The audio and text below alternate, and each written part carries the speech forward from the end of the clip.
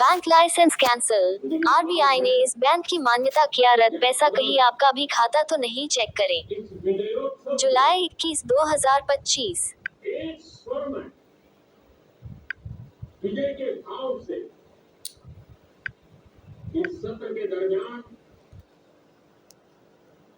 RBI के द्वारा ऐसे बैंक की मान्यता को कैंसिल किया जिसके बाद लोगों को परेशानी पड़ गई है। लोग अपने पैसे लेने के लिए बैंक का चक्कर काटना पड़ सकता है। अगर आपका भी खाता इस बैंक में खुला हुआ है, आरबीआई के द्वारा बैंकों की उल्लंघन करने पर उनकी मान्यता को राज किया जाता है। इसी बीच एक नए बैंक होने के बाद अगर आपका भी खाता इस बैंक में है तो आपको ये खबर को जाना भेजो जरूरी होगा। तो कैसे निकालना होगा, कितना मिलेगा, पूरी जानकारी बताई गई।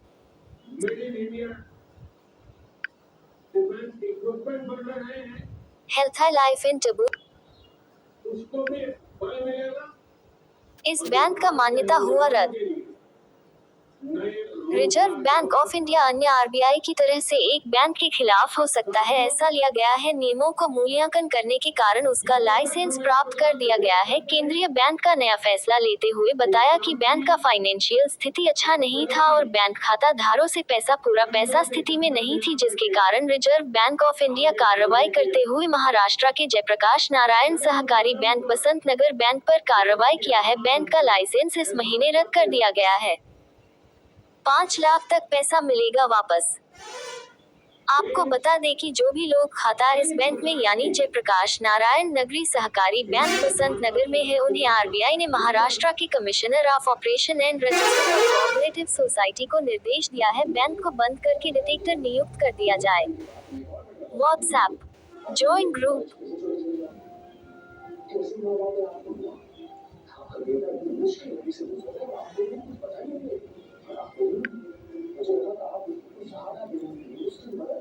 आपको बता दें कि जो भी लोग खाता इस बैंक में यानी जयप्रकाश नारायण नगरी सहकारी बैंक बसंत नगर में है, उन्हें आरबीआई ने महाराष्ट्र के commissioner of operation and register का कोऑपरेटिव सोसाइटी को निर्देश दिया है बैंक को बंद करके डिटेक्टर नियुक्त कर दिया जाए और इसके तहत खाता धारकों को डिपॉजिट इंश्योरेंस क्लेम के जरिए भुगतान किया जाए। इसके तहत 5 लाख रुपए तक डिपॉजिट वापस मिल जाएगा। यह भुगतान deposit insurance and credit guarantee corporation के तहत किया जाएगा।